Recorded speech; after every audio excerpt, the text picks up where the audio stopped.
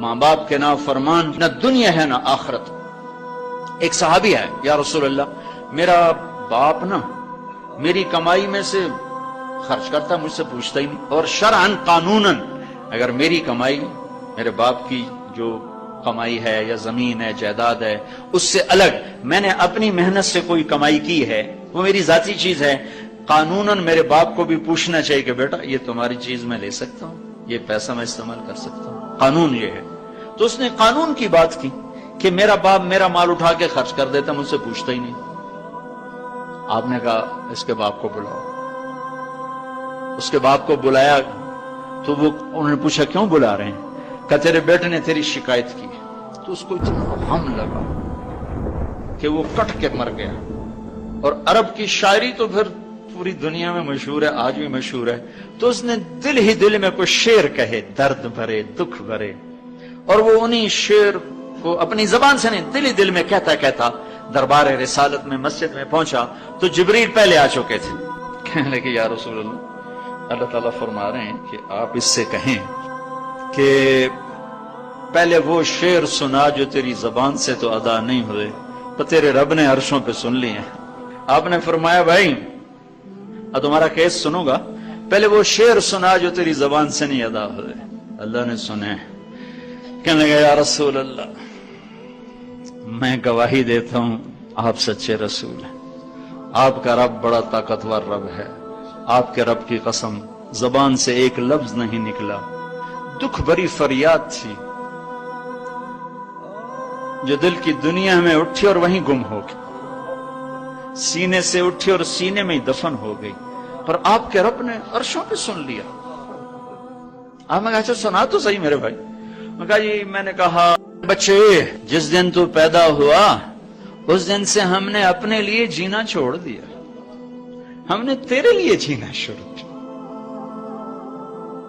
گرمی سے لڑے، سردی سے لڑے، موسموں سے لڑے، حالات کے آہنی پنجوں سے رزق نکالا، جبڑوں سے رزق نکالا، جوانی کو قربان کیا، صحت کو قربان کیا، اپنے جذبات کو سلا دیا، تیرے چہرے کی ایک مسکراہٹ دیکھنے کے لیے ساری ساری رات کام کیا، سارا سارا دن کام کیا، کبھی دھوپ میں کبھی سردی میں، کبھی گرمی سے لڑا کبھی سردی سے لڑا، کبھی موسم سے لڑا کبھی بھوک سے لڑا، تجھے کھلایا خود بھوکا رہا، تجھے پلایا خود پیاسا رہا، تجھے چھاؤں میں لٹایا خود دھوپ میں بیٹھا، تجھے سکھ پہنچایا خود دکھ جھیلا، میری تو زندگی پھر تیرے لیے ہوگی، میں نے اپنے لیے جینا چھوڑ دیا۔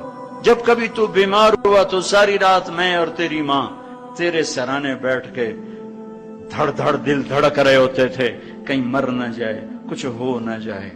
ہسپتال پہنچیں، ڈاکٹر کو بلاؤ، ٹیکسی بلاؤ، گاڑی بلاؤ، رکشہ بلاؤ، جلدی سے ہسپتال پہنچاؤ۔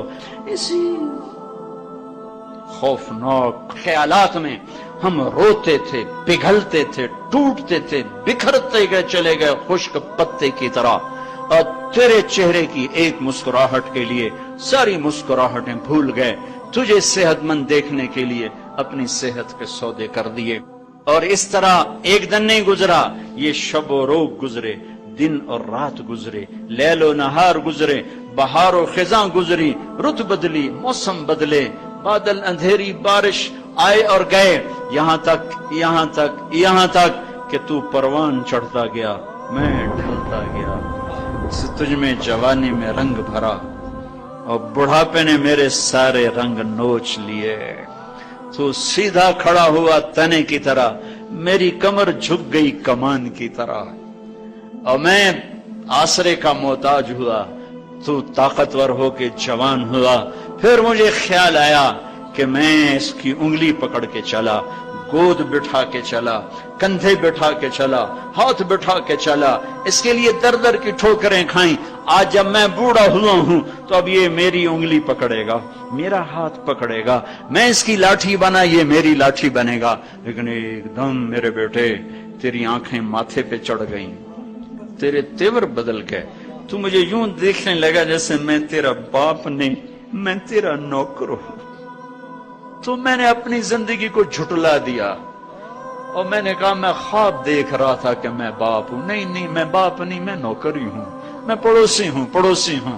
تو اچھا میرے دوست، اگر میں پڑوسی ہوں تو پڑوسی کو بھی تو لوگ پوچھ ہی لیتے ہیں. کبھی مجھے پوچھ ہی لیتا کہ بھائی کسی چیز کی ضرورت تو نہیں، کچھ چاہیے تو نہیں. یہ اتنے درد بھرے اشعار ہیں کہ میرے تو اتنی فصاحت نہیں کہ میں اس کا ترجمہ کر سکتا، لیکن یہ وہ اشعار تھے کہ میرے نبی زار و قطار روتے اور آپ ٹوٹ پڑے اور آپ کی داڑھی آنسوں سے تر ہو گئی اور آپ نے اس کو گریبان سے پکڑا اور یوں جھٹکا دے کر اٹھ جا، دفع ہو جا. انت و مالک لابیک، تو باپ کے خلاف مقدمے کرتا ہے، نکل جا، تو اور تیرا سب کچھ تیرے باپ کا ہے. یہ صرف روزے شب قدر سے متعلق نہیں ہے کہ ماں باپ کا نافرمان ہے تو اس کی شب قدر برباد ہو گئی. ماں باپ کا نافرمان ہے تو سب کچھ برباد ہو گیا.